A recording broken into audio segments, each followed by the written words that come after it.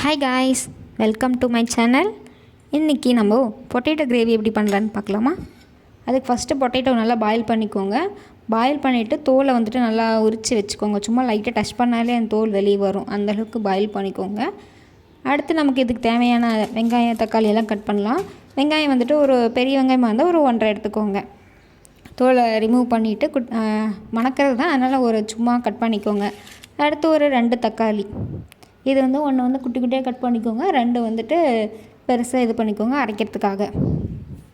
Next இஞ்சி பூண்டு வந்து உரித்து வச்சுருக்கேன், அதுவுமே வந்து ஆட் பண்ணிக்கலாம். தேங்காய் வந்துட்டு ஆட் பண்ணிக்கோங்க, அப்போ தான் கிரேவி வந்து நல்லா திக்காக வரும்.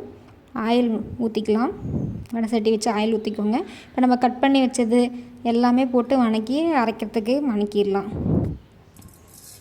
கொஞ்சமாக சீரகம் போட்டுக்கோங்க, பொரியட்டும். அடுத்து நம்ம வச்சுருந்த இஞ்சி பூண்டு, அடுத்து வந்து பார்த்திங்கன்னா தேங்காய் எல்லாத்தையும் போட்டு நல்லா வணக்கிக்கோங்க. வணக்கிட்டு ஒரு கப்பில் மாற்றிடுங்க. அடுத்து வெங்காயமும் தக்காளியும் வந்து கட் பண்ணி வச்சுருப்போம், அதையும் வந்து ஆட் பண்ணி நல்லா வணக்கி எடுத்துருங்க.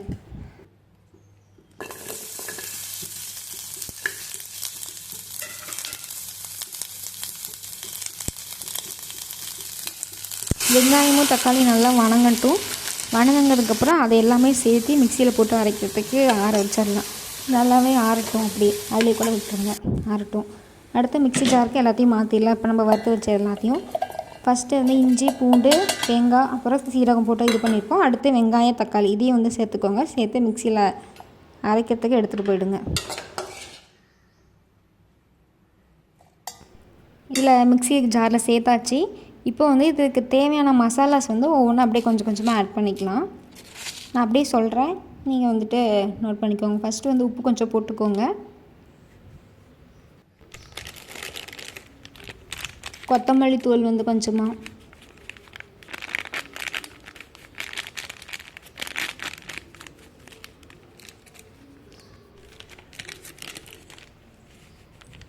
கொஞ்சமாக மிளகாத்தூள்,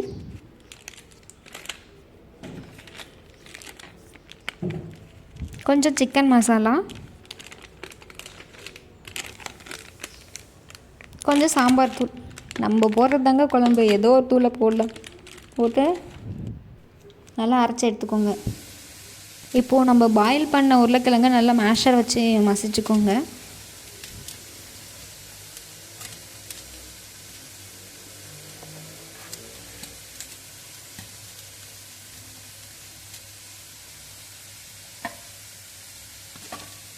உருளைக்கிழங்கு எல்லாமே மசிச்சாச்சு, அவ்வளோதான். கிரேவி முக்கால்வாசி ரெடி ஆகிடுச்சு. இப்போ வந்து ஆயில் ஊற்றிக்கோங்க. எண்ணெய் பொரிஞ்சதும் கடுகு வந்து போட்டுக்கோங்க.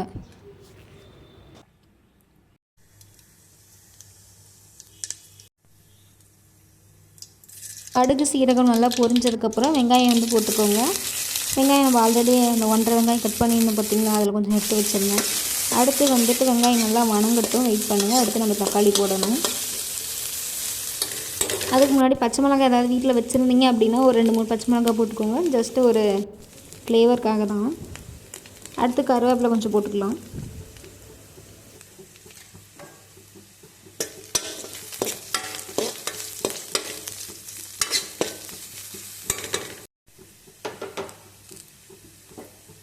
வெங்காயம் நல்லா வதங்கிச்சு. இப்போ தக்காளி போட்டு நல்லா மிக்ஸ் பண்ணிக்கோங்க.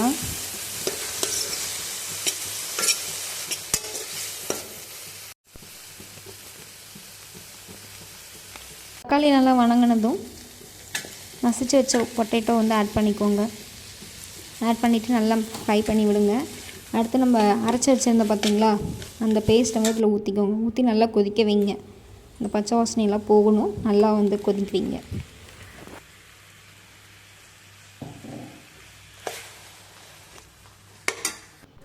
நல்லா மிக்ஸ் பண்ண பிறகு தண்ணி வந்து தேவையான அளவு ஊற்றி நல்லா கொதிக்கணும். கொதித்தா தான் அந்த ஸ்மெல்லெல்லாம் போய் டேஸ்ட்டாக இருக்கும். குழம்பு வந்து ரொம்ப டேஸ்ட்டாக இருக்கும். அவ்வளோதான், ரெடி ஆகிடுச்சு. இப்போ நீங்கள் சர்வ் பண்ணலாம். ரொம்ப டேஸ்ட்டாக இருக்கும். ட்ரை பண்ணிவிட்டு கமெண்ட் பண்ணுங்கள். தேங்க்யூ.